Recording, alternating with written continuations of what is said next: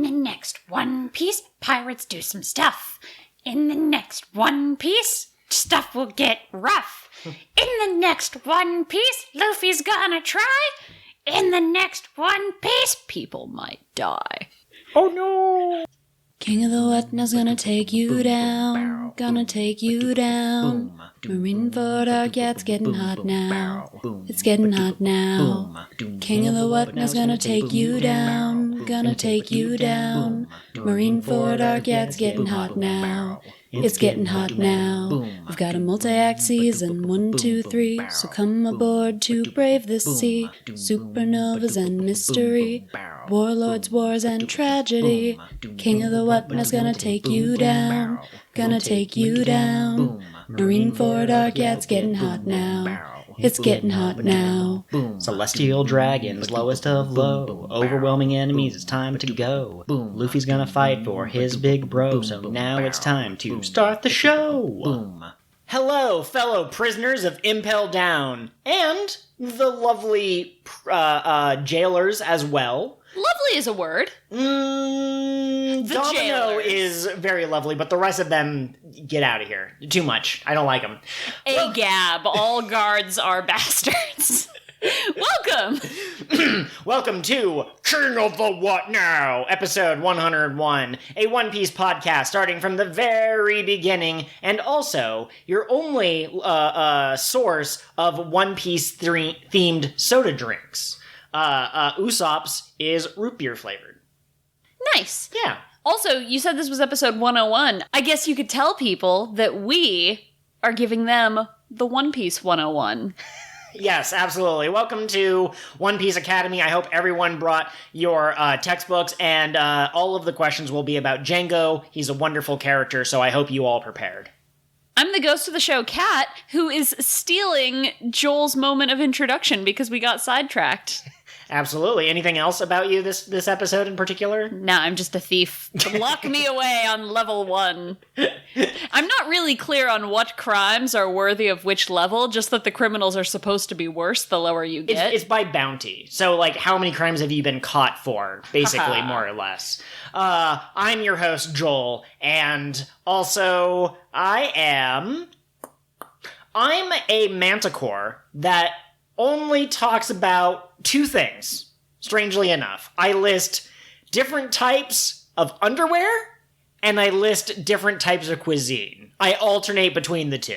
You know, I really thought you were going to go for a joke about, like, you're a manticore who can only list the names of the Espada, and then I was going to make a joke about how that's no different from who you actually are, and we all would have had a good time. Now, this is usually the part of the show where we do chatting with the hosts, but here's something wild. We didn't write anything down. Have we done anything new in the last week? I have so many melons and pumpkins in Minecraft, and it's become a real problem. Your ice farm is looking pretty cool, Yes, though. so that is the one thing that I'm working on. I want it to be a surprise, but luckily I will finish it in Minecraft before this episode is uploaded. So there's basically only 2 of us that are, like, super active on the server, and it feels like we just happen to keep building bigger and bigger things, and it's not exactly a competition, but I kind of want to, like, I didn't want to tell people I was working on this until it was done, and then I could be like, check out how big my ice farm is. But, you know, it's coming along quite nicely. Excellent. But no, we haven't really been doing much of anything. I mean, we've been watching A Promised Neverland and ReZero. We haven't gone back to Quince at this moment because we were just trying to get through, like, the One Piece episodes and all these other things. But we're on YouTube now. Yes. So that's awesome. Congratulations to Joel, who discovered YouTube. Yes, I was definitely the one who made the decision for us to go to YouTube, and I was definitely the one who created the thumbnails and all those other things. No, we found a Reddit thread of someone who posted about one of our Precure episodes. Check out Cure of the What Now, our weekly Tropical Rouge Precure review podcast. And someone said, why aren't these people on YouTube? And I went, I don't know. I was going to pull the trigger on that a while ago, and then I forgot. So now we are. Yeah, and I mean, now that we're posting regularly, Joel has always kind of harbored a secret dream to make like YouTube essays about anime that he likes. So we can start bugging him about that. You're on YouTube, man. Go for it. You can do it. I have my first 2 figured out, and spoiler alert, one of them will be about a much beloved anime series, not One Piece. And then another one, the next one will be about a long-running video game franchise that is both beloved and hated among the different groups of people that enjoy the media. So, now, you made a solemn promise the last time we were on mic. Do you remember what it was? Not the last time we were on mic, the last time we recorded a One Piece episode. Oh no, was it that we were going to watch Black Clover? It was that you were going to watch more Black Clover before the next episode of Why King of the What didn't you Now. hold me to that? You were supposed to help me. Listen, man, we forgot to finish the One Piece episodes. I thought there were only 6.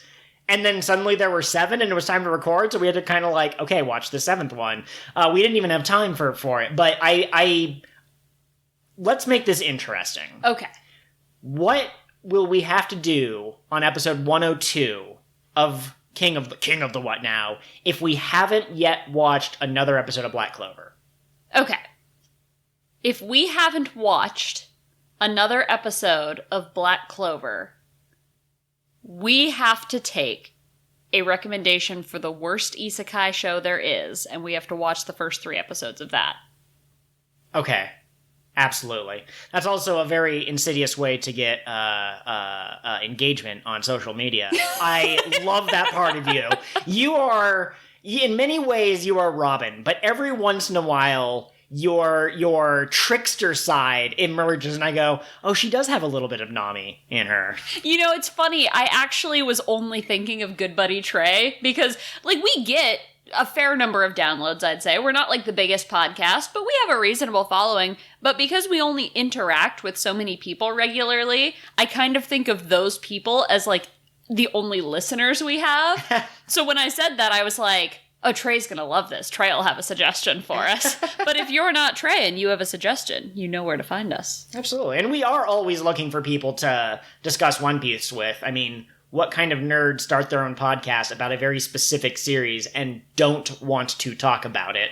But yeah, we have a few regular crew members who sail the seas on the ship, and a lot more kind of like faceless, nameless folks are out there, and we appreciate your support, but we can't keep your tastes in mind if we don't know what they are. Absolutely. Speaking of people's tastes and sailing the seas with us, we have continued the watch together on our Discord. We are getting very close to the end of Kamen Rider Drive, and I'm digging it. I don't know what the stakes are at this piece, because they already defeated the guy who I thought was going to be like the final villain. Yeah. So the actual final villain is going to have to be pretty impressive.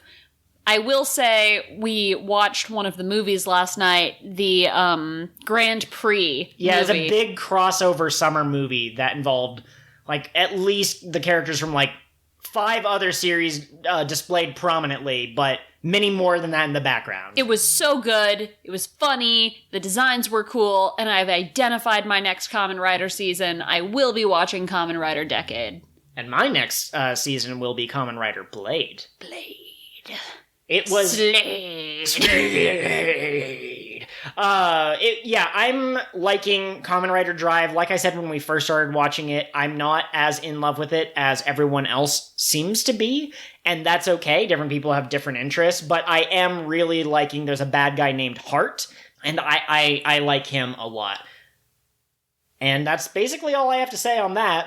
And I think we're ready to start our main episode. Absolutely. What episodes did we watch this week? So we just watched the first 7 episodes of Impel Down, which are not linear, because there's 4 episodes, or 3 or 4 episodes in the middle that are actually a tie-in to the movie that was coming out at the time, One Piece Strong World. So what we did here at King of the What Now, we picked the first 7 that were about Impel Down. We watched around what I considered the filler.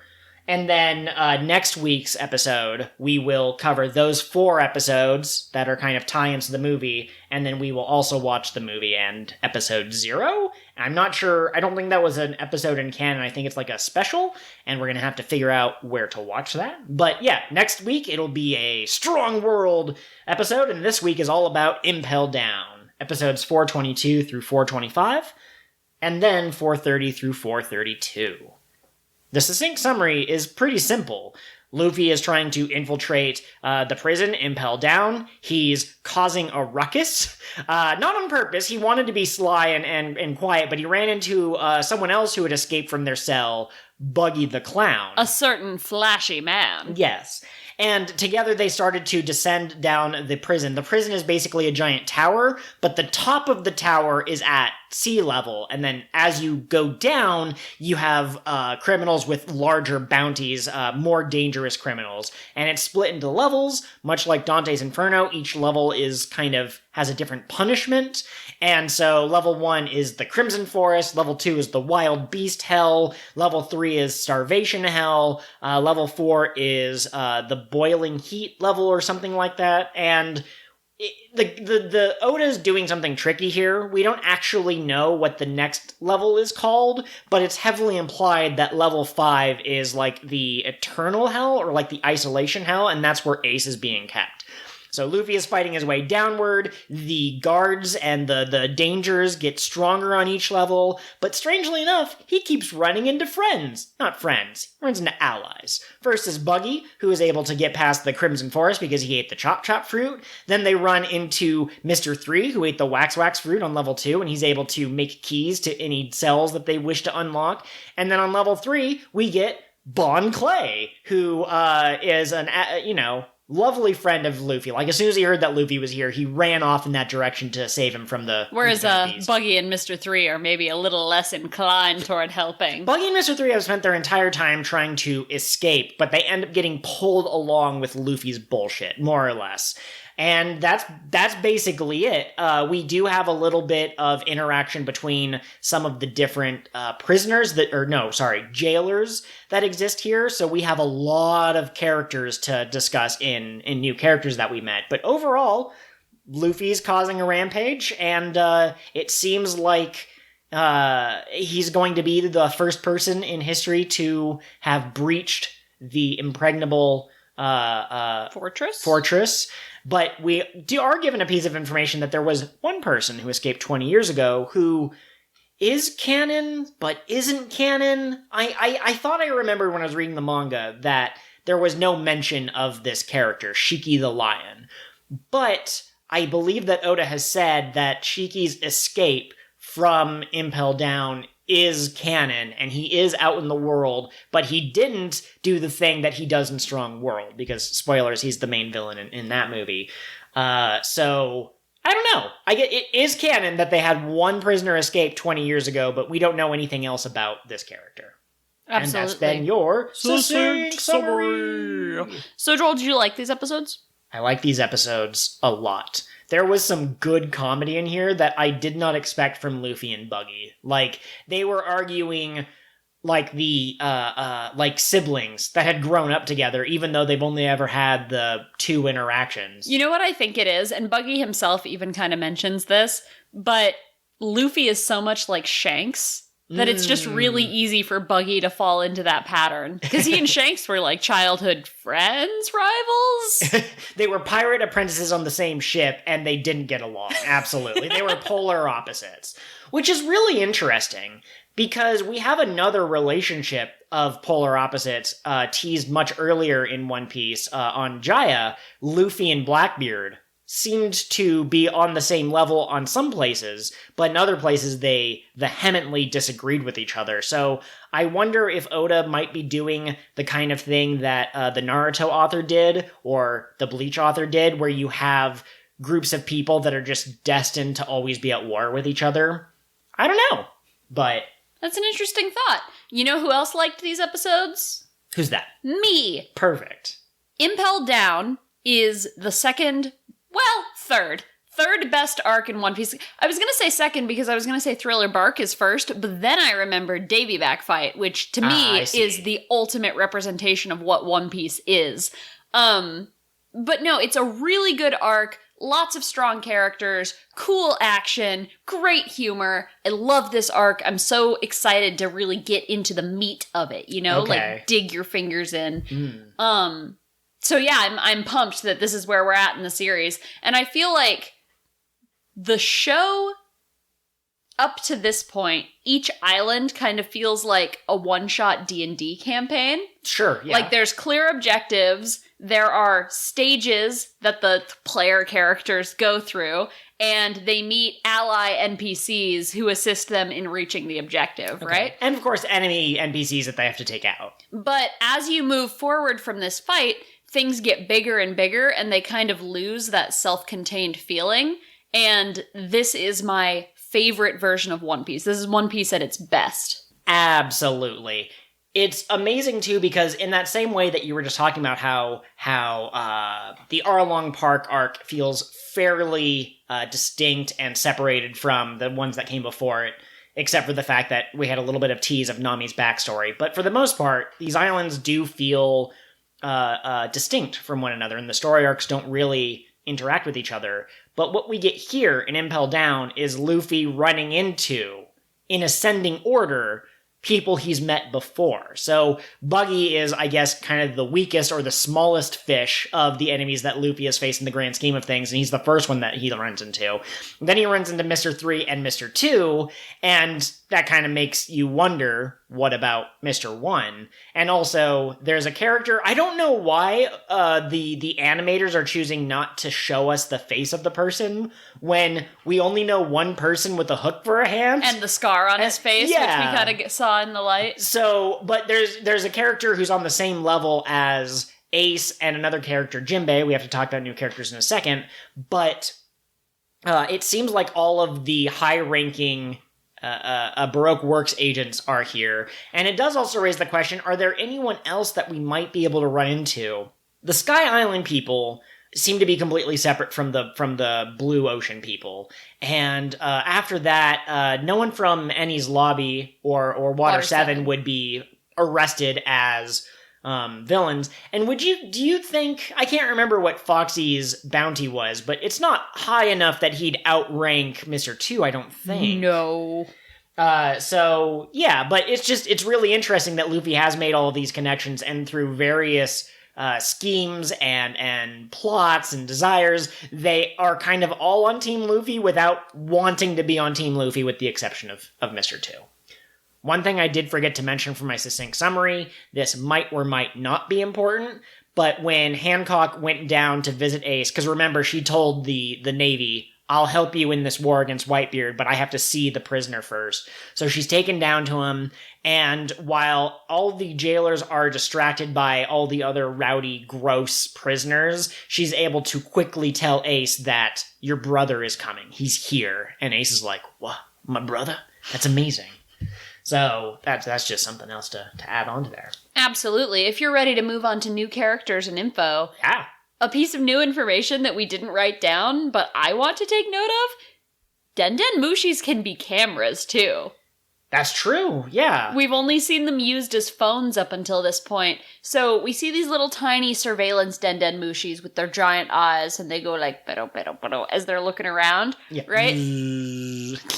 I love them so much. But then in the main room, there's a giant one that is projecting what all the little ones are picking up onto the screens. So I love that.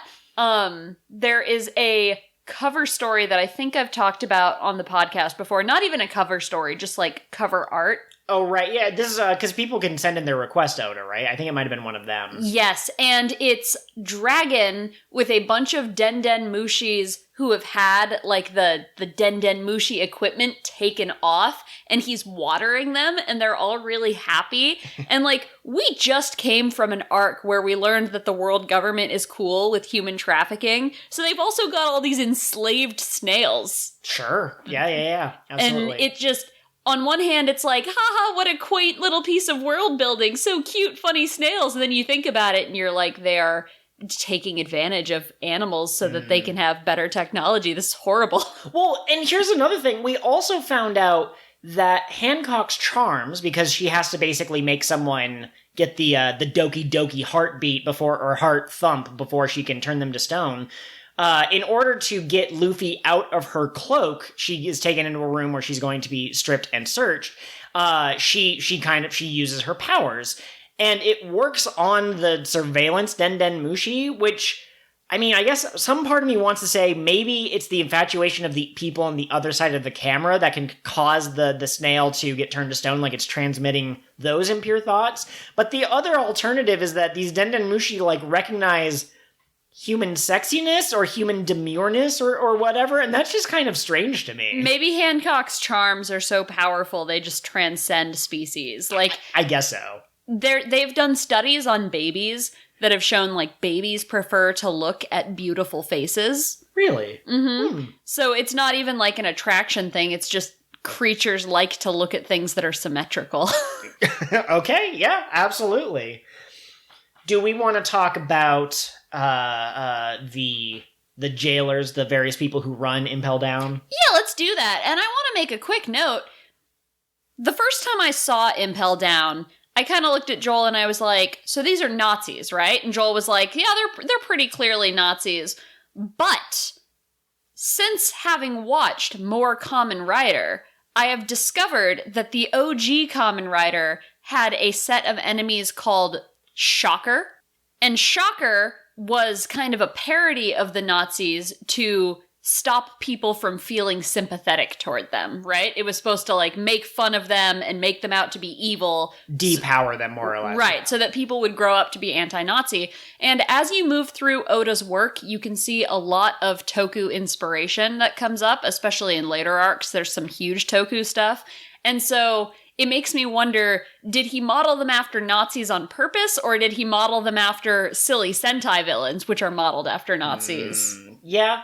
It's hard to say, and this is the sort of thing that I would prefer to talk about after I'd kind of, like, read interviews or Oda, like, stating what his intentions were if people have asked.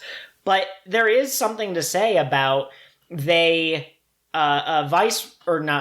warden tells the prisoners on Ace's level in the prison that he can do whatever he wants to them. He ate the venom fruit, we'll get into that in a second, and he's literally, like, dousing a couple of these rowdy prisoners with like, acid and poison, and I think there was a line that you mentioned that we got early in these set of episodes, that these prisoners never see the light of day until it's time for them to be executed. So we already don't like the world government from Luffy's point of view, and we already see ways that they have hurt the common people of these various islands.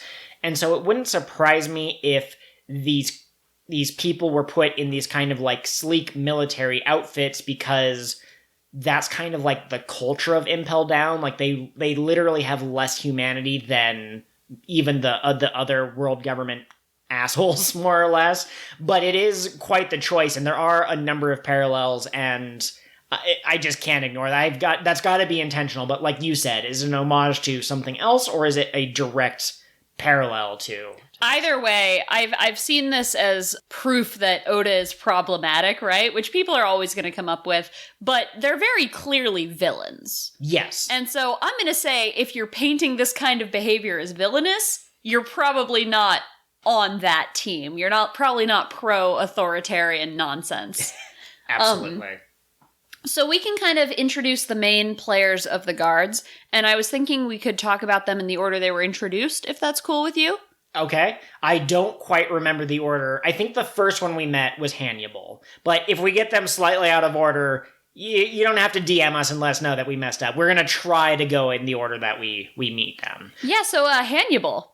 He is a weird-shaped man. I understand that people in real life come in different shapes and sizes, but Oda has, like, cartoonish proportions sometimes. And so Hannibal has, like, a fairly, like, I'd say scrawny top half, like a guy who doesn't quite eat enough and is pretty skinny. And then, like, his legs are normal. Yeah, but then his stomach is very bulgy, very round, like he swallowed a bowling ball or something. And it's hard for me to look at him and take him seriously as any kind of a threat, because when we get to the warden is a much more physically imposing figure and all these other things. But Hannibal's thing is that he really wants to be the warden. And he's really bad at not saying what's on his mind. So when he sees Hancock, the first thing he says is like, "Oh, will you be my wife? Oh, I'm sorry, I said that too quickly, or did I say that out loud?" And then he sits in the warden's chair and he goes, "I'll be warden someday. I'm sorry. I mean, I'm the vice warden. I'm number 2 at this Did I say that out loud? And he refers to the prison as his prison, and yeah. So his joke is kind of funny, but mostly you're like, what is this doofus? Yeah, it would almost be like Buggy trying to like sit in like on Whitebeard's ship being like, "This is my ship," and you're like, "No, it's not, buddy, it's not." He's got like a pharaoh headdress, Yeah, and I don't understand that particular character design choice, so if you guys have any idea what that's supposed to represent, like, at me on Twitter, because I genuinely am curious. 2 more very interesting physical characteristics about this guy Hannibal. His eyebrows are like horns. He doesn't have like hair on his eyebrows like most people do. He has like bone protrusions that come out, and they're kind of like little tiny horns over his eyes. I don't know what's up with that, and they're not relevant, so I'm not going to dwell on them too long. But he also has black wings, which is interesting. So maybe there's another group of sky people, and Hannibal is one of them, but that's not what the wings looked like on Shandoria, for example. But nope, he's got those wings, so... So he could be some brand new breed of Skypean. That'd be kind of cool. How do you feel about Hannibal? Man, I vacillate between his joke is hilarious and his joke is annoying. But I do really enjoy his interactions between him and Magellan. Yes. Because they're very much a mirror of the interactions between Luffy and Buggy. They don't like each other much, and they're constantly picking at each other in a very humorous way. Mm-hmm. Hannibal says something stupid, and Magellan burps poison gas at him, and Hannibal's like, "What are you trying to do?" Yes. So I dig that. I like it. But, overall, he's not my favorite design-wise, and probably not personality-wise either. Hannibal, show us your strength. Yeah. Why are you worthy to be warden of this prison? For sure. Also, I will say that many of these jailers don't seem to have devil fruit abilities, or if they do, they haven't demonstrated them yet. The very first thing you get of the warden is that he has a devil fruit and it affects how he interacts with the world, but none of these other people seem to do anything that would indicate they've got any kind of power, but maybe they'll surprise us. Right. The second person, or I guess she was kind of introduced at the same time, but we were introduced to Domino. Domino! We love Domino. She seems to be a fairly high-ranking prison guard, kind of like assistant to the warden, or the vice warden, I guess. Sure. And she is constantly correcting him when he goes above his station. She'll just sit there quietly, "Vice Warden, please."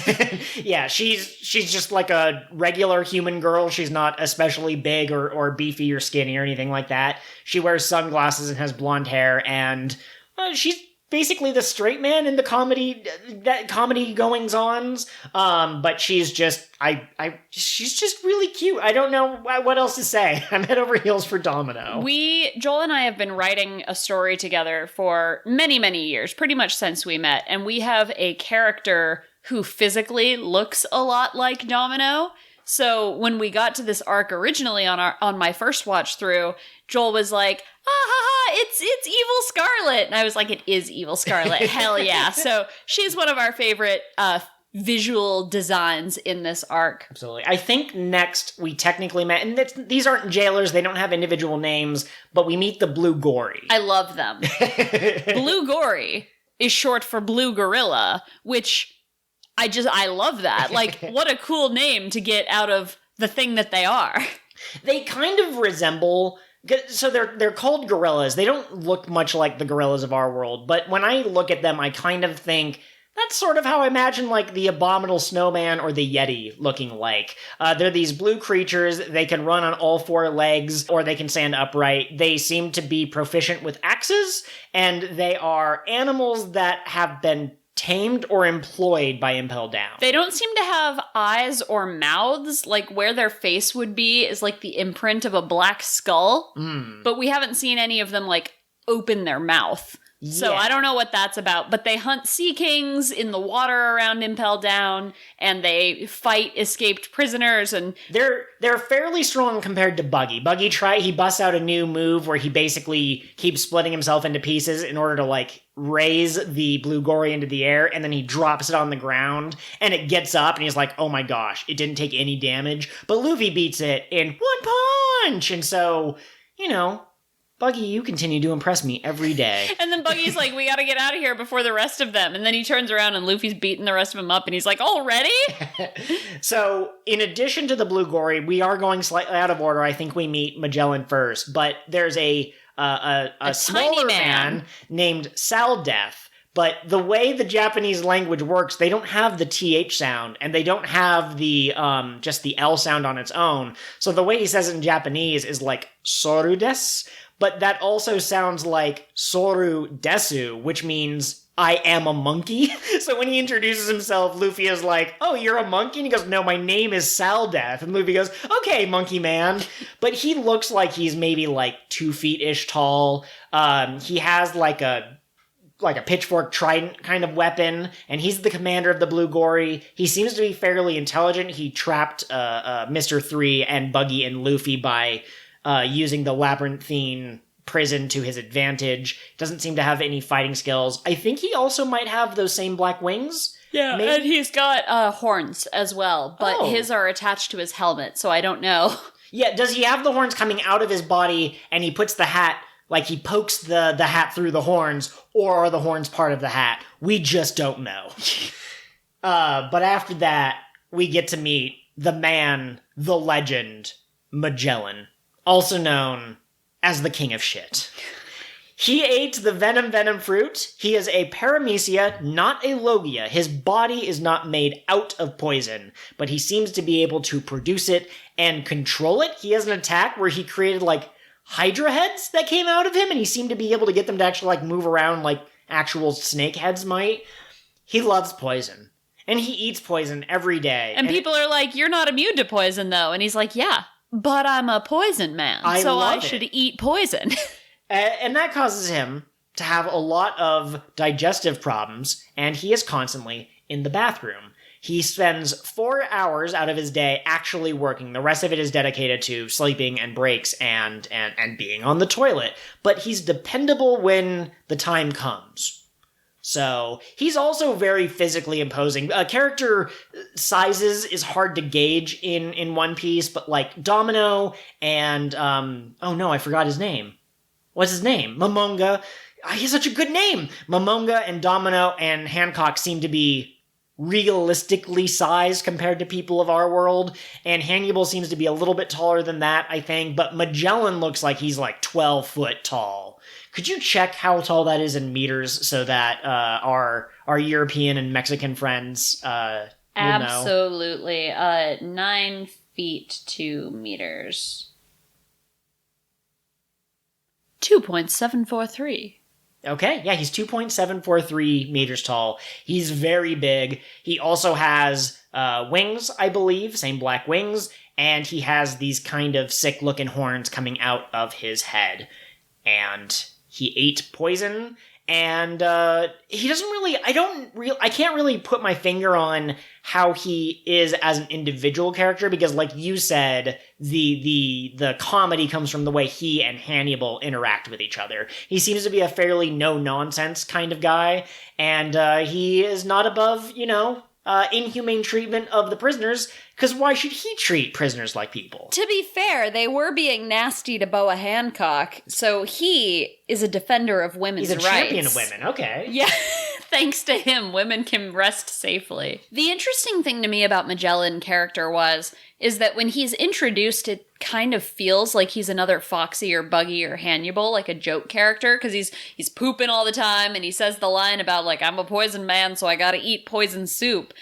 But then you have that scene on level 5 when he summons his Hydra and poisons the prisoners and is dripping with poison, and he says, I decide when you're executed. And you're like, oh no, this man is terrifying. Yeah, he's a very, like, you wouldn't expect him to be that scary, but he is kind of a character.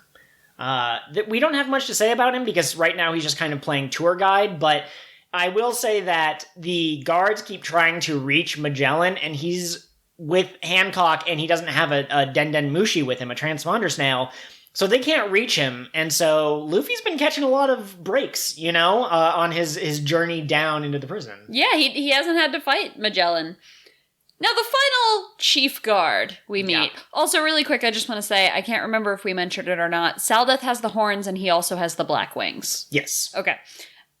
The final chief guard is named Sadie-chan.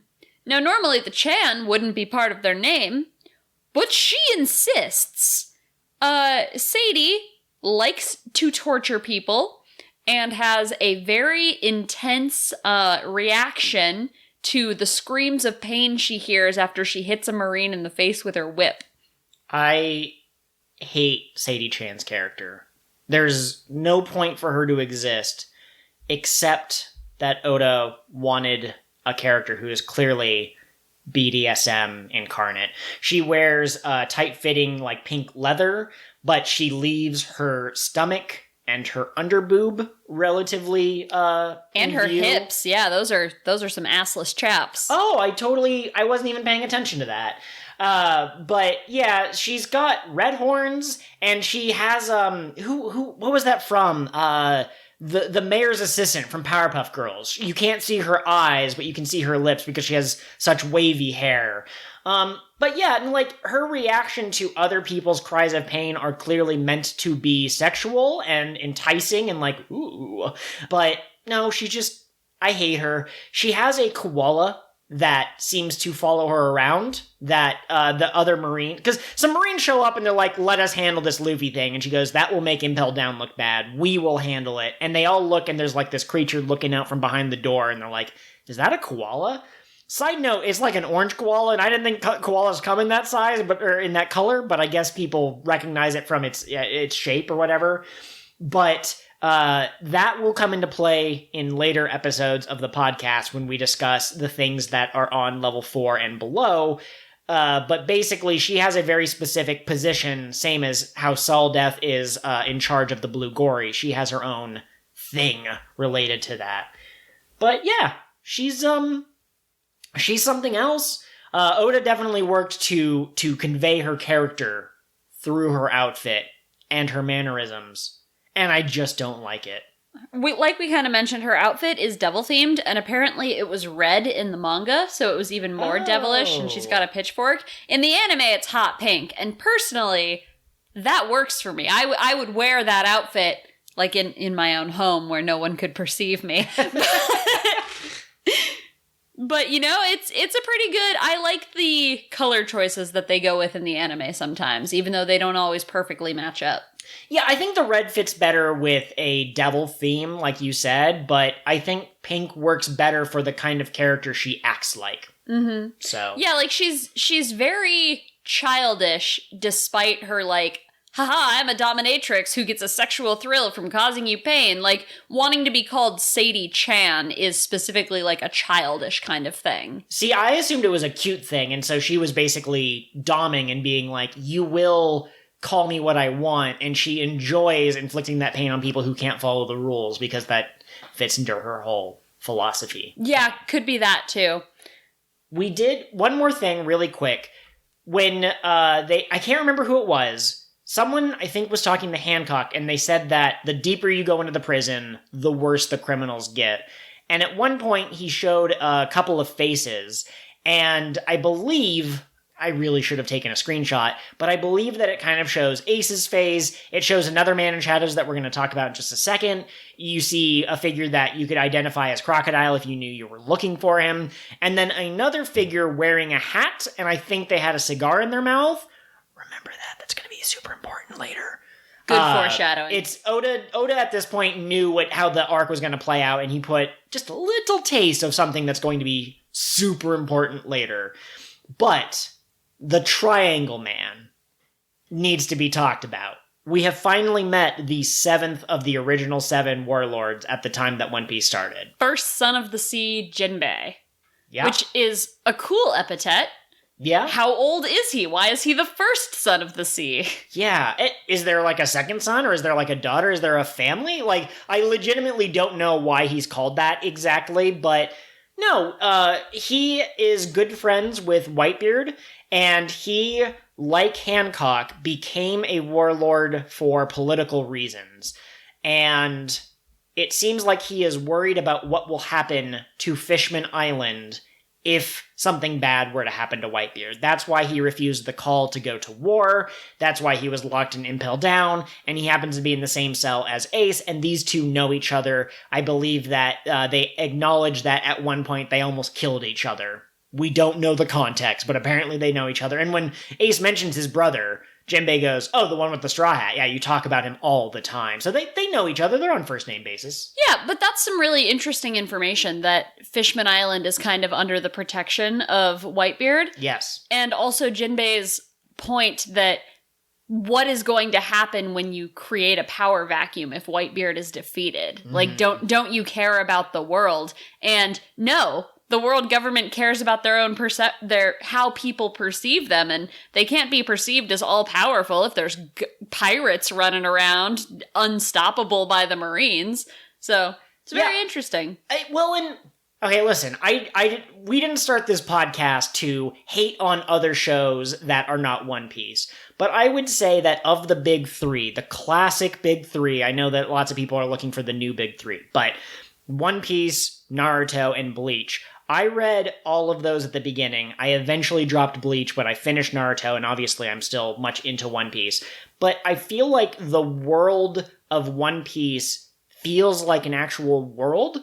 They have consequences. If Whitebeard were to die, the world might change forever. The Shichibukai, the Seven Warlords of the Sea, they are appointed by the government to help keep other pirates in line. They didn't just create these things in a vacuum. They didn't create the Pacifista, the giant laser-shooting robot, because some guy thought it would be fun. I mean, maybe they did, I don't know. But you assume that as the pirate age continues and as more civilians are hurt and endangered and the world government looks worse and worse, they start pulling out. Basically, it's like an arms race. Like, the stronger the pirates get, the more the world government is like, we need our own, like, nukes to deter these pirates from being bad. And now we have some political intrigue. What will happen if Whitebeard is killed or captured by the Marines? The world will shift. And I don't necessarily feel that I remember, but my memory is terrible, I will admit that, but I don't remember any scenes in Naruto where they're like, if the third Hokage dies against Orochimaru, that will give the village of the flame a chance to attack the village. It seems like everything is very insular, and it's very like, things are bad because we said they're bad. But in One Piece, you have a things are bad because here's the logical progression of what will happen if these events play out. One Piece is a D&D campaign where the DM spent literally weeks planning the intricacies of this world, whereas Naruto is a D&D campaign where the DM printed off some adventures and was like, let's go, I guess. I haven't seen Naruto, so please don't come after me if it's your favorite show. You're allowed. Yeah, Naruto's great. I personally just like the storytelling of One Piece, is all I'm saying. No, the storytelling of One Piece is fantastic. So, moving on to kind of our favorite scenes or quotes, I want to ask you, what is your favorite level we've seen in Impel Down so far? Like, visually or as a concept? Which one do you think is the most intimidating? Oh, that's hard to say. I kind of like the creatures of level 2, the Beast Hell. They have a basilisk that shows up at one point, and there's a sphinx, and then there's the manticore, and there's something else called a puzzle scorpion. So the other 3 that I just named, like, I'm aware they existed in mythology. I haven't heard of a puzzle scorpion, so this might be a One Piece specific creature, or it might be a thing and I'm not familiar with it. But yeah, they have all these cool, crazy creatures. They have a praying mantis that is wearing a uniform and has like the hat, like with the jailers, and it tries to cut Buggy in half, and obviously it doesn't work. But then it gets its claws stuck in the ground, and Buggy and Luffy are like, it looks like it's stuck. Yeah, I think he's stuck. We should just move on. Yeah, let's move on. And they just kind of like walk past while this mantis is like trying to get itself out of the ground. That was an excellent Buggy Luffy moment. I do gotta say that level 3, out of the ones we've seen, is the most intimidating to me. Level 1 seems to be split into like normal ass corridors that's just made out of stone, and there's cells and there's jailers, the blue gory. But then there's a specific room that is called Crimson Forest. There are trees that are made out of blades, and the grass is made out of blades, and poisonous spiders are wandering around looking to bite some tasty flesh. Yeah. And the reason that it's called the Crimson Forest is because over time there's been so much blood accumulated that everything has been dyed red.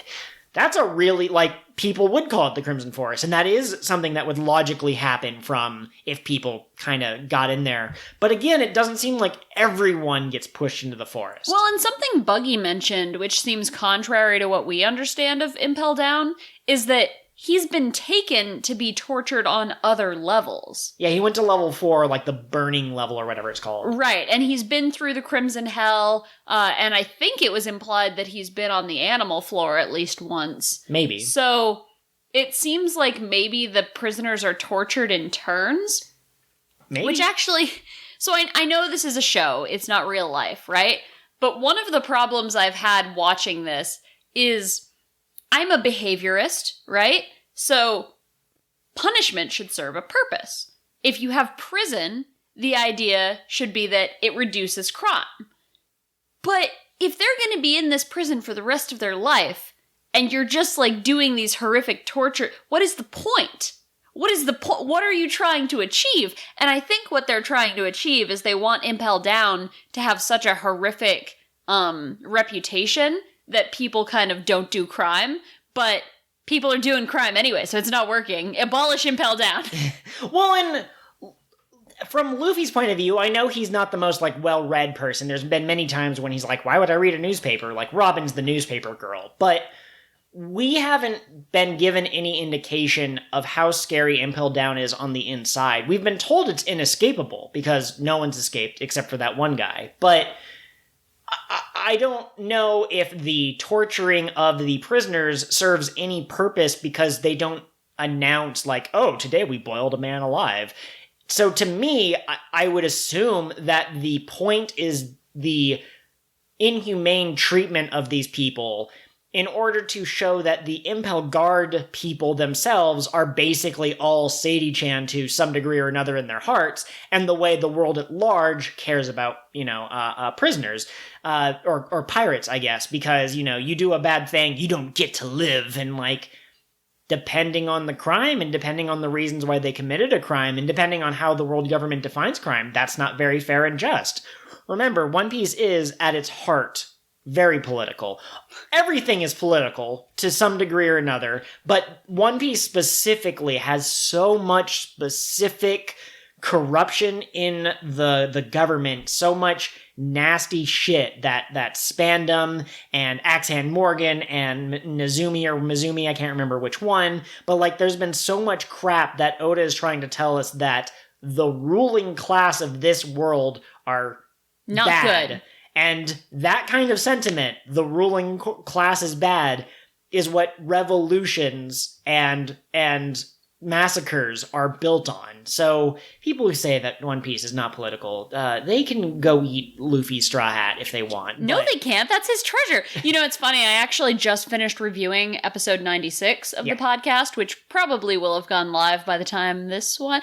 Yeah, that's how it works. We release these sequentially. Numbers, you see. Unless we get 100 likes on the YouTube video, we will be releasing season 6, the Summit War Saga, in reverse order. We're going to start with the last episode and work our way backwards. Oh, Lord. Anyway, my point is, in that episode, I made the point, the personal is political, talking about art.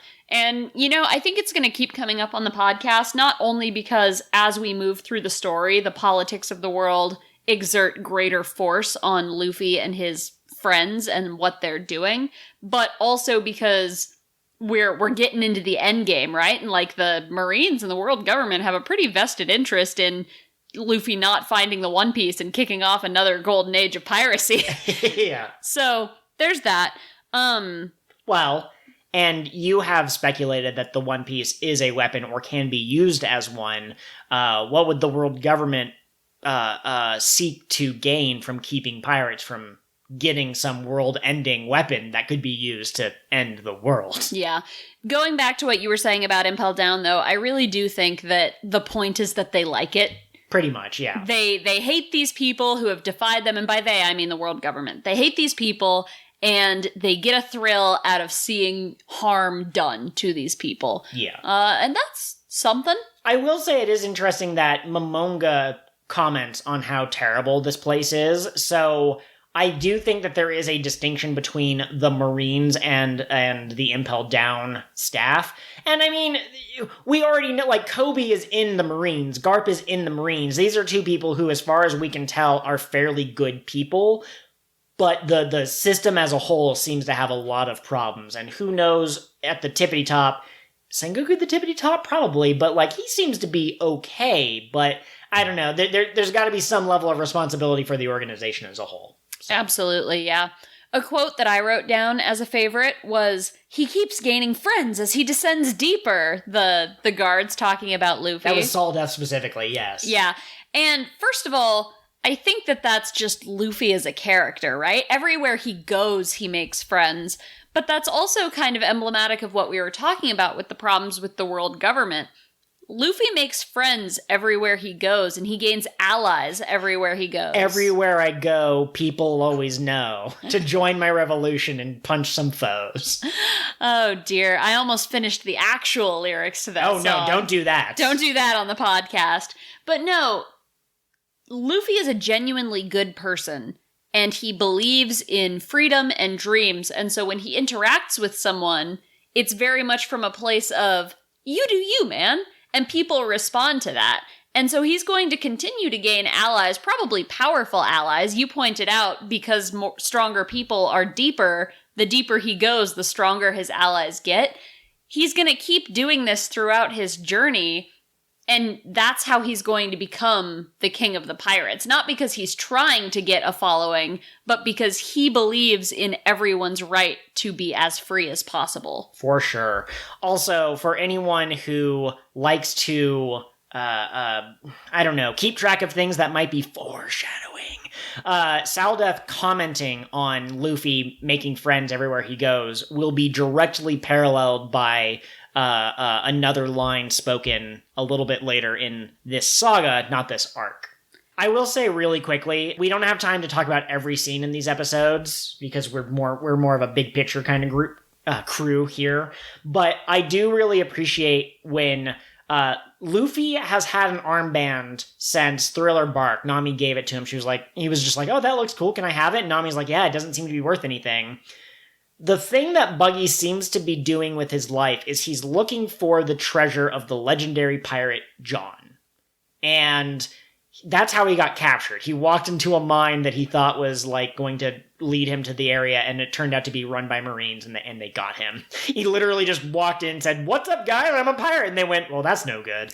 But so he's looking for Captain John's treasure, and this armband that Luffy has apparently in some way can lead one to Captain John's treasure. It's like a legend or something, right? It's the key to deciphering the riddle. And oh my god, Buggy crossing over with we gotta steal the Declaration of Independence, national treasure. But anyways, he wants this thing that Luffy has, so he tells Luffy that he will help Luffy get down to level 5, where he believes that Ace is being held, and eventually Buggy accidentally says out loud, That's how to get to Captain John's treasure. And Buggy goes, "Oh no, now that he knows, he's not going to give it up." And Luffy goes, "Oh cool, here, take it anyways." And Luffy's like, "You can't just go believing in a scoundrel like me." Yeah, at one point Buggy's like, "Haha, now that I have the armband, I can just leave." And Luffy's like, "You promised to lead me to Ace though?" And Buggy goes, "Yes, I lied." And Luffy gets really taken aback and he goes, "You lied to me?" And so Buggy is going. Or when there's a part when they get to. So I love this world building. There is a way to escape the Crimson Forest level. There's a hole that goes down to level 2. The logic being, who is crazy enough to descend deeper into hell? And would you look at that? Luffy is that crazy individual. But I love that philosophical idea. Who would go deeper into hell? But Luffy jumps down and Buggy goes, "Oh, I can just hang out up here. There's no reason that I have to go down with him. And he gets his head chopped off by a blue gory, and his body falls. And the way his chop fruit power works, his head can't resist but also get pulled down. So, by some strange happenstance, Buggy happens to fall down the pit. And we're going to circle back to that later, but I think we have some more quotes to talk about. We do. Another quote that we wrote down that we liked was, "Luffy, you're the worst troublemaker in the world." Was that Mr. 3, perhaps, or was that Buggy? I don't think remember. that was Mr. 3. Okay. But again, like, welcome to Luffy, man. He's not even trying to make trouble. He's just doing what he came there to do, and trouble happens. Would the worst troublemaker in the world perhaps earn the title of King of Troublemakers? Probably, maybe? yeah. And, like, troublemaker, that kind of sounds like criminal, and pirates are criminals. So here we get one more quote that we wrote down. And would you mind it? Okay. No, I don't mind. I just kind of want to set the scene for this. Absolutely. Jinbei and Ace are talking about what a bad thing it would be if Whitebeard died and how it would send the seas into chaos. And my man Crocodile starts cracking up in his cell in the corner. Not like crazy Joker laughing, but kind of like the quiet way that, yeah. His gangster gang leader laugh. And he says this quote that it sounds like, Joel, you would like to read. Absolutely. There are dozens and dozens of silver medalists in the world who in the end didn't win against Whitebeard and Roger, all holding back their tears. We're going to get a little bit more about Whitebeard. It seems like this arc has something to do with his crew, and he's been foreshadowed, but this is fascinating, not only because it gives us the piece of information that Whitebeard and Roger were apparently on relatively equal grounds, which makes you wonder why maybe Whitebeard wasn't the king of the pirates, but they were equals, but not only were they equals, but you also get just the slightest hint into Crocodile's psyche. What did he say against Luffy back in Alabasta? He said, "Do you even know who I am? Pirates like you go out with all of these big dreams, and then they get crushed. So you're just a small fish in a big pond. You're going to get crushed someday." And Luffy's response was, "I don't give a shit who you are." One of the best lines in the series. And so now we have Crocodile commenting on a bunch of people who lost to, I guess, like the current man closest to being king of the pirates, and he's saying that they're holding back their tears and they're upset that they lost to this guy. And he laughed when they mentioned that Whitebeard might die. So that's very interesting. Yeah, did you get crushed by Whitebeard, Crocodile? But he didn't adopt you as his son, so there must have been something. Oh no, Crocodile wanted a dad. He wanted a dad, and Whitebeard didn't find him worthy. That's why he's harboring this grudge. Oh my god. Do you want to talk about that scene really quick? Yeah, let's talk about that. All right. So Ace has a conversation with Garp that it's not very productive because Garp basically says, or Ace basically says, "Why don't you kill me, old man?" Which, yikes. Imagine asking your grandfather to kill you. That's terrifying. That's horrifying. The position that Ace finds himself in. But Garp basically says he gets solemn. Like, I don't know if we've seen Luffy or Garp this serious in the show so far. And he goes, "Doesn't matter if you live or die here. This has already been started. The gears are turning. History's moving forward." But I think at some point during that we get a flashback, or it might be when he's talking to Jinbei. But Ace basically tried to fight Whitebeard. Whitebeard crushed him, like beat him, and then he said, "Hey, you're pretty strong. You shouldn't let that energy go to waste. Why don't you rampage under my name? Why don't you become my son?" And these days, Ace does refer to Whitebeard as Pops and the old man, so I'm not sure how that relationship developed, but it seems that nowadays, yeah, he just got adopted. Yeah, well, and it's interesting, too, because Garp kind of alludes to Ace's father, and Ace is like, "Whitebeard is my only daddy." Yeah. So, we know who Luffy's dad is, but it sounds like it's being implied that Ace had a different dad. Yeah, I think he said something about, like, the blood of criminals run through our veins, and as far as we know, Luffy's only connected to the one criminal, Dragon. So maybe their mom was a notorious pirate, or maybe not Garp, but their other grandfather was a big evil pirate. But who knows? Yeah, there's more going on, and we're going to get more details as that goes on. Absolutely, yeah. Oh, these are good episodes. They're so good. Are excellent episodes. I'm thrilled that Crocodile is here again. Mm-hmm. Like, when he was beaten in Alabasta, I think that there's a part of you that always expects villains to be a threat again, but there's also a part of you that's like, they're defeated, they're done, we're moving on. We're not going to see, Arlong again. Yeah. Or Mizumi, the Marine who was taking money from Arlong. The rat bastard, yeah. Right? But no, here he is. And, like, Luffy's been getting stronger this whole time. So even though Crocodile's been in prison, like, has he improved? Has his philosophy made him stronger?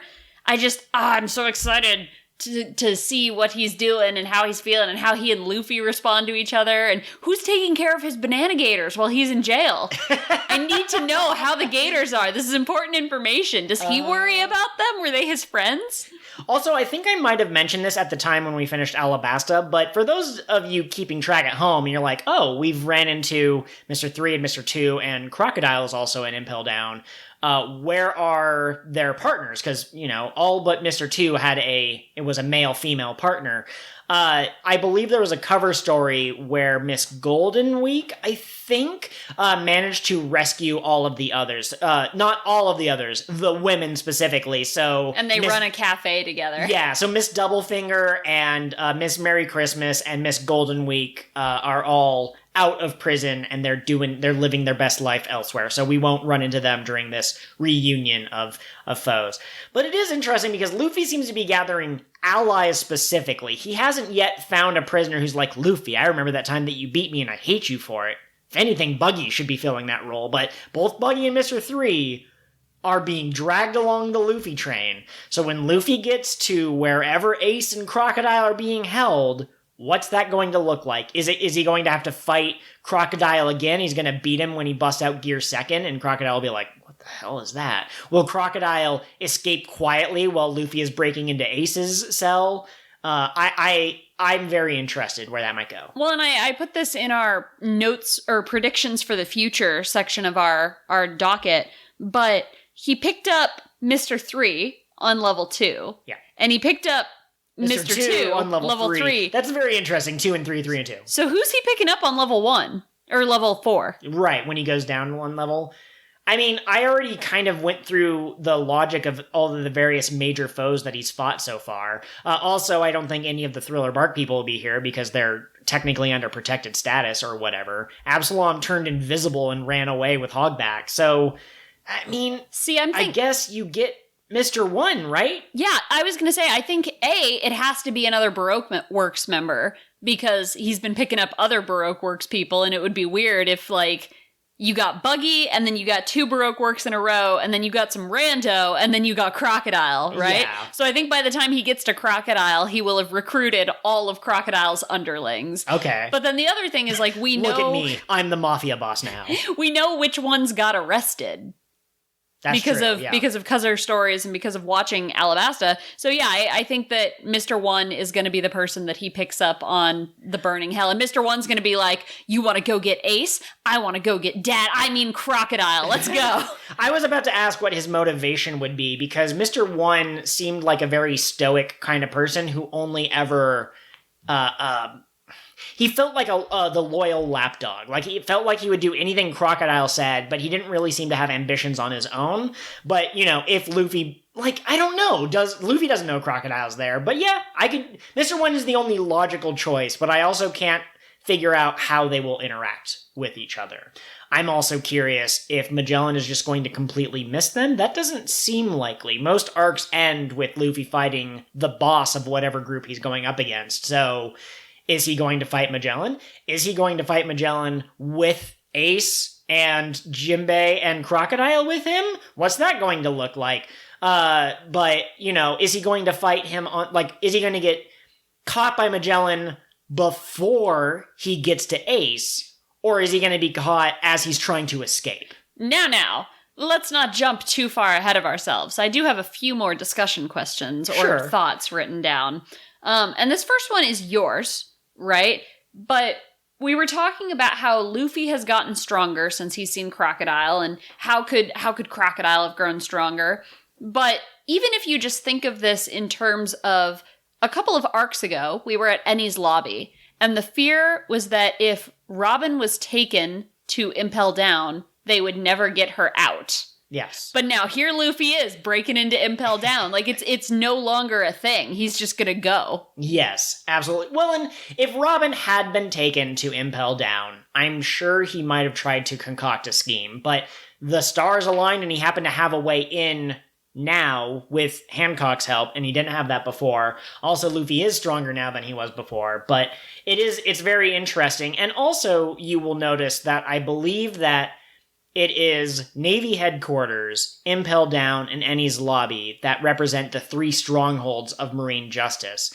I think I mentioned this when we were speculating about meeting the 7th member of the Shichibukai on the Amazon Lily episodes, but it's rare for a manga, especially a shonen, to have the 7 deadly sins, the 10 commandments, the 4 horsemen of the apocalypse, without introducing each individual member and without it being something in the story. So if we assume that Luffy's going to get out of Impel Down, which seems most likely, maybe he'll get captured and his crew have to come and rescue him. That'd be kind of fun. But if Luffy escapes from Impel Down, he will have been the first person to have launched an assault on Ennie's lobby, and he will have been the first person to break into and subsequently out of Impel Down. There's only one more place, one more domino to knock over for him to, show the Marines who's who. Excellent. And then he can go straight to the top. He can go to the Holy Land Marijoy and burn that down. Yeah, he'll climb the Red Line, which is both a parallel to Fisher Tiger and a callback to that time he climbed the mountain on Drum Island. It's perfect. Oh my god. However, what I will say is that Luffy did not attack Ennie's lobby for the heck of it. He did not break into Impel Down because he was bored and wanted a challenge. He has always been interacting with friends or family, depending on which of the two you're talking about.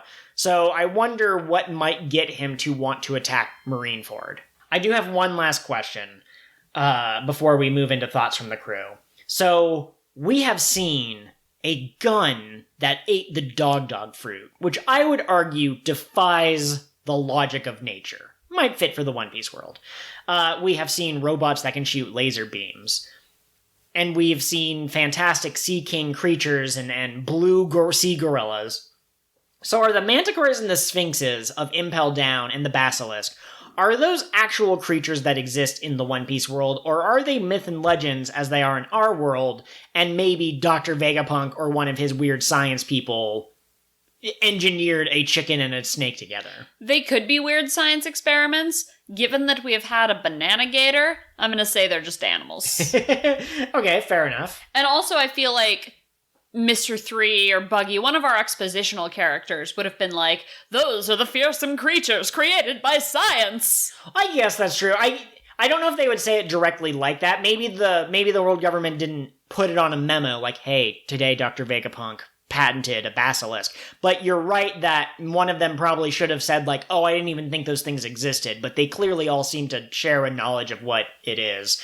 Shout out for the joke that the Sphinx calls out different foods as it's attacking. Different types of noodles, specifically. Well, yeah, it starts out as different types of noodles, but then for like half of an episode, it goes to pasta, and everyone comments on it. Buggy, Luffy, Mr. 3, they're all like, oh, he switched to pasta, and then by the next time you see him, he goes back to noodles, and they go, oh, it was just a phase. That's perfect humor. There was also a really good joke that kind of defies translation into English, and I wasn't a huge fan of how the version we were watching subtitled it, but in Japanese, all of these different types of noodles that he's listing end in men, right? Oh, so you've got right. somen, you've got ramen.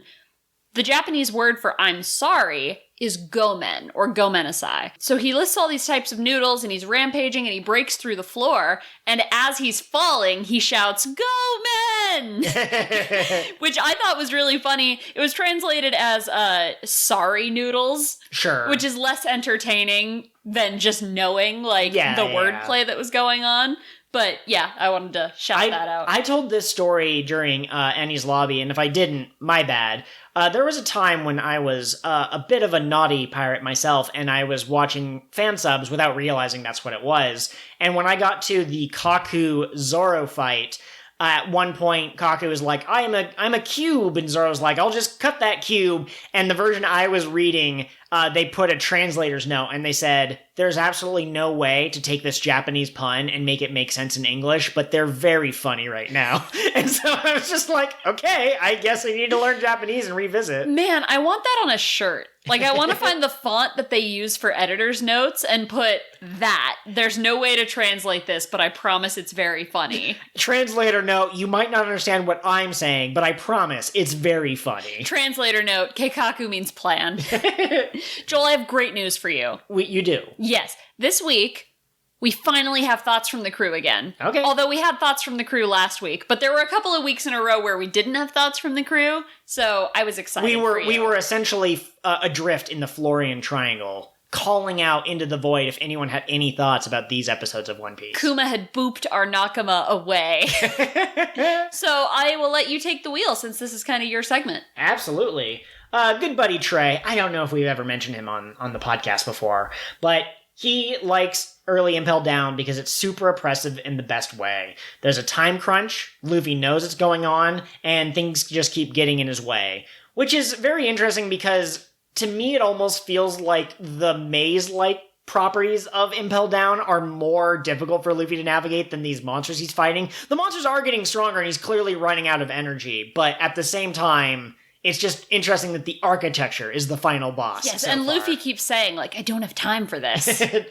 Magellan is super intimidating, and Trey wished that we saw more of the other jailers. I do too. I don't know anything about basically any of these other characters, but we get more characters that Trey loves, so it's all good. Glad to see that Buggy's back.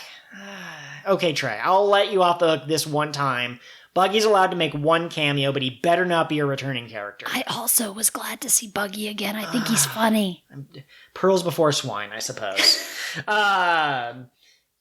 Trey loves Buggy's fruit and would have loved to have seen some more zaniness in the prison with it, but it's not really time for zany antics anymore. Not to call good buddy Trey out here, but there were many zany antics, so I'm curious how far does he want to push the envelope of zany antics? What was he hoping for? I'm gonna have to ask him when we're done recording, like, what did you mean by this? Because I really enjoy every bit of Buggy we get. Luffy and Buggy kind of like pulling at each other's faces while they're running away from the monsters. The thing I mentioned with the mantis getting stuck. There's a part where Buggy flies into a wall after he told Luffy to follow him because Buggy got distracted. And Luffy just goes, oh, we're just breaking down walls? Cool! And just smashes into Buggy and punches him through the stone wall. You have the magic carpet ride, as I call it, when they're going through the Crimson Forest, where Buggy's feet are on the ground, but his body is flying and Luffy's riding on his back. You have all sorts of great... You have when he's cut in half by the mantis and he goes, right side, left side, combine, as he's running. Even the moment when he goes, Luffy, hold on to my feet. And Luffy's like, your feet? What? And we kind of learn that Buggy's body can be manipulated as long as his feet are on the ground. Yes. And he stays within a certain distance. So Luffy's running and Buggy's flying and Luffy's carrying his feet.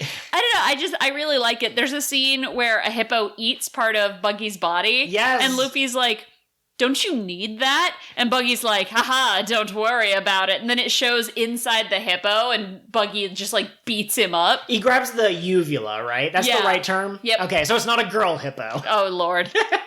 But anyways, yeah, he makes it basically like throw up the rest of his body. Shout out to Tiny Hippo that can eat a large amount of food. That's my favorite character in all of Impel Down. That might be my favorite character in all of One Piece. It's this tiny little hippo. And So it's small. like, "Rawr," and it can like expand its mouth and eat anything. Another piece of Oda's Vor fetish to add to the Vor puzzle. Jeez, the Vor puzzle. The vuzzle, as it were. Weren't we just talking about National Treasure earlier in this podcast? So, you know, we're going to steal the Declaration of Voredependence. Oh, dude.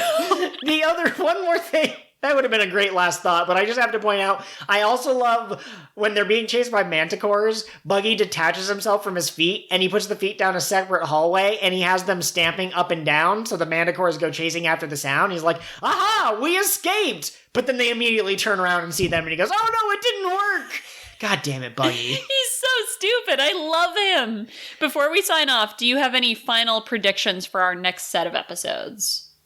I don't have any predictions, but I do want to say I feel like they changed Buggy's look, and I think it's because he's been in prison for however long it's been, and, you know, he probably doesn't have his own personal grooming equipment, but he has a new look, and he's looking hotter than he did the last time. He's a handsome clown, and that's weird. Makes me uncomfortable to have feelings for Buggy. Hot clown conspiracy. One prediction for the future I have. Luffy is going down. Yeah. Magellan and them gotta come back up. Okay. So theoretically, at one point, they're gonna pass each other. Maybe. I think they're taking some kind of, like, jailer-only authorized personnel. But there's a window in it. And they can see out through the elevator, because as they were going down, they were like, look, Hancock, isn't our torture impressive? And she was like, this sucks. See, I don't remember the window, but I knew they could hear the screams of torture. So imagine if as they're going up, Hancock hears Luffy shouting like, gum gum! And she's like, oh, it's Luffy. And Magellan's like, what is that? I will say, one thing about these episodes that breaks immersion is that they are unable to determine how Luffy snuck in to the prison.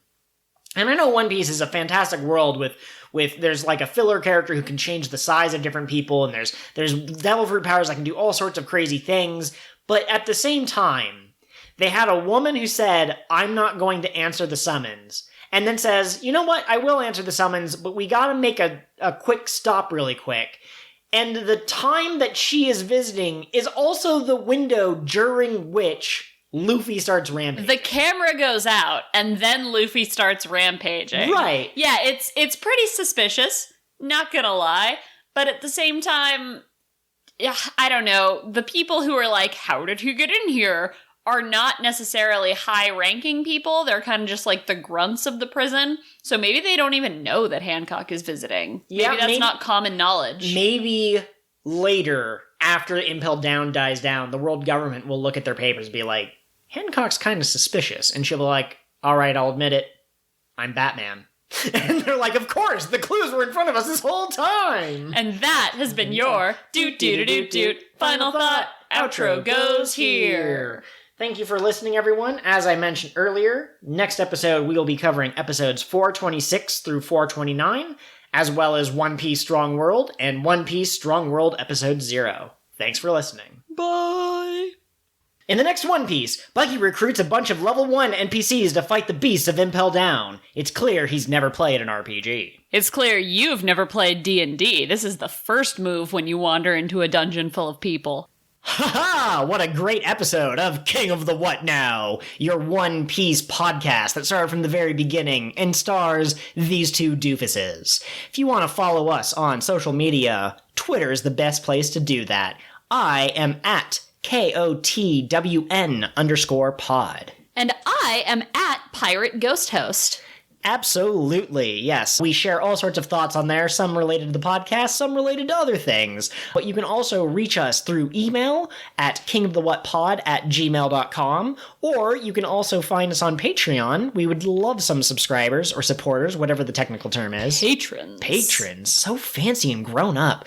And you can find that at patreon.com/KingOfTheWhatPod. You can find all sorts of things like bonus episodes, and you get to see the full cold open candidates, not just the ones that make it into the episode. Maybe someday if I learn to draw, I'll put stuff up there. We're always looking for suggestions and feedback. And speaking of which, please take a moment to rate and review our podcast wherever you get us from. So iTunes, Spotify, Scrivener, that's for writing. But wherever you listen to our podcast, take a moment to leave a review. It helps other people find us. We are so grateful to all of our listeners, and we couldn't do this without you. Absolutely. Word of mouth is super powerful, so if you have a friend who likes One Piece and they haven't heard of us, just direct them to the latest episode. And if they hate us, they can tell us why. And if there's an actionable item, we'll try to please you. That's how this works.